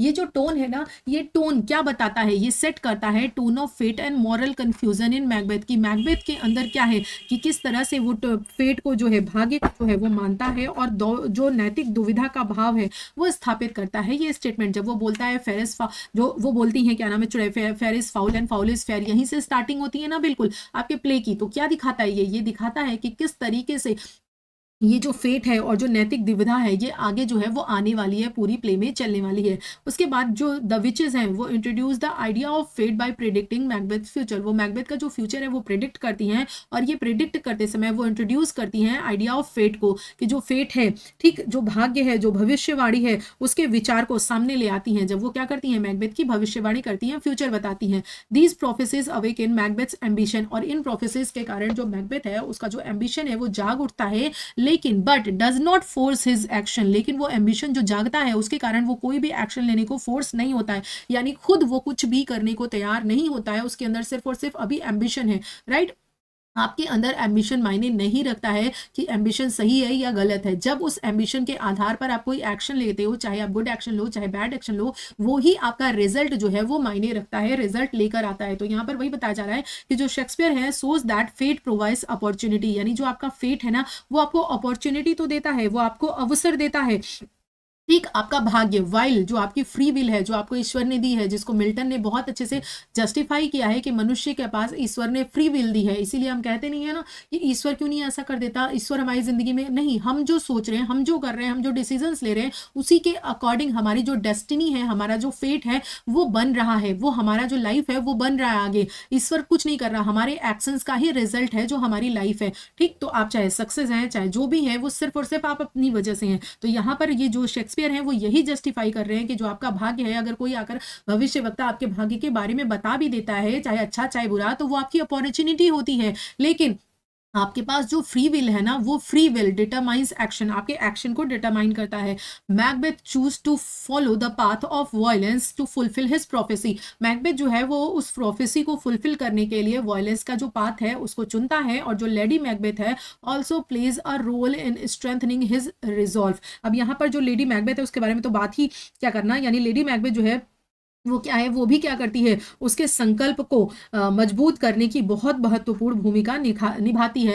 And the tragic outcome suggest, और यहाँ पर जो दुखद परिणाम है वो ये दर्शाता है कि केवल भाग्य ही जिम्मेदार नहीं होता, यानी only fate alone is not responsible. सिर्फ और सिर्फ आपका भाग्य, यानी आप जो भी हैं, आज अच्छे हैं बुरे हैं, आपकी लाइफ में अच्छा है बुरा है, वो सिर्फ और सिर्फ भाग्य की वजह से नहीं है। ह्यूमन चॉइस सेव्स डेस्टिनी, यानी आपकी जो चॉइस है, जो आपके कर्म है, वो आपका भाग्य बनाते हैं, वो आपकी डेस्टिनी का निर्माण करते हैं। कहा नहीं जाता कर्म प्रधान होना चाहिए। जब किसी का भाग्य कोई पंडित आके गलत बता जाता है तो आपके घर वाले, आपके माता पिता क्या कहते हैं, जनरली फादर को आपने देखा होगा, वो कहते हैं बेटा कर्म करो, कर्म से सब कुछ बदल सकता है, भाग्य बदल सकता है। तो विलियम शेक्सपियर भी उसी बात को जस्टिफाई कर रहे हैं कि जो आपका भाग्य है ना, जो आपका फेट है, वो सिर्फ और सिर्फ आपको अपॉर्चुनिटी देता है कि आपका ये हो सकता है, आपका ये नहीं हो सकता। लेकिन जब आप ह्यूमन चॉइस, जब आप जो भी चॉइस करोगे उस अकॉर्डिंग आपकी डेस्टिनी आगे डिजाइन हो जाएगी। 10, अब वहां पर अगर मान लीजिए मैकबेथ को ये सारी चीजें पता भी चल गई, लेकिन फिर भी अगर वो इस तरह के स्टेप्स नहीं उठाता तो कभी भी ये आउटकम नहीं आता। The Shakespeare presents fate as a suggestive rather than controlling, emphasizing moral responsibility. यहां पर विलियम शेक्सपियर ने बहुत ही जिम्मेदारी के साथ भाग्य को नियंत्रक के बजाय एक मार्गदर्शक के रूप में जो है वो बताया है कि जो भाग्य है ना, जो आपका फेट है, वो आपको कंट्रोल नहीं करता। इट्स नॉट कंट्रोलिंग यू, वो आपको कंट्रोल नहीं करता। मान लीजिए किसी ने बताया होगा कि तुम्हें तो सरकारी नौकरी मिलेगी ही नहीं, तो ये आपका कंट्रोलिंग नहीं है। यहां से आप एक स्ट्रेंथ लीजिए कि जो मैं करूंगा वो क्या करता है, एम्फसाइजिंग मोरल रिस्पॉन्सिबिलिटी, ये आपकी मोरल रिस्पॉन्सिबिलिटी को बढ़ाता है। अब यहीं पर ये बात सुनकर कि तुम्हारे तो भाग्य में सरकारी नौकरी नहीं है, आपने मेहनत करना छोड़ दिया, तो डेफिनेटली आपको कभी नहीं मिलेगी। लेकिन वहीं पर आप दृढ़ प्रतिज्ञ हो गए और आपने कसम खा ली कि आज से मैं अपना जी जान लगा दूंगा, चाहे मिले या ना मिले, तो डेफिनेटली वो नौकरी आपके हाथ में होगी। तो ये ही वो बता रहे हैं कि जो फेट है वो क्या है, वो कंट्रोल नहीं करता, वो बल्कि क्या करता है, एक नैतिक जिम्मेदारी पे बल देता है कि आपको करना क्या चाहिए। तो ये हो गया। मैं भी बोलते बोलते थक गई, और आप पढ़ते पढ़ते, आपका पता नहीं आपको मज़ा आई या नहीं मज़ा आई। अगर मज़ा आई तो सच में दिल से मैं चाहती हूँ कि अपने रिव्यू ज़रूर दीजिएगा, वीडियो आपको अच्छे लगे या नहीं लगे। जितने ज़्यादा कमेंट्स आएंगे, ट्रस्ट मी, मेरा मोरल उतना ज़्यादा हाई होगा, उतना ज़्यादा मैं आप लोगों के लिए वर्क करूँगी। क्योंकि मैं आपको पहले ही बताई हूँ, मेरे पास टाइम, बहुत सारी चीज़ें हैं। तो अगर आप चाहोगे, आपका मन होगा, तो ही मैं आपके मेंस आंसर राइटिंग के लिए आगे से समय निकालूंगी, क्वेश्चंस लेकर आऊँगी। अदरवाइज नहीं, इतना मैंने बता दिया है। अगर अच्छा लगा होगा, आप बोलोगे, तो डेफिनेटली इस पर मैं वर्क करूँगी। तो thank you so much for watching. Like share subscribe करना प्लीज़ मत भूलना एंड कमेंट करके ज़रूर बताना कि वीडियो अच्छी लगी आपको या नहीं अच्छी लगी, ये वैल्यूएबल है, कोई अच्छा कंटेंट मैंने आपको दिया है या नहीं दिया है, जो भी आपका समय लिया उसको वसूल कर आपको वापस किया है या नहीं किया है, या यूट्यूब पे ही हर वीडियो की तरह ये वीडियो भी है। ट्रस्ट मी, आप पॉजिटिव नेगेटिव कोई भी कॉमेंट कर सकते हो, क्योंकि आपके जो कॉमेंट्स हैं ना सच में बहुत वैल्यूएबल होते हैं मेरे लिए। Thank you so much for watching, bye bye and take care everyone.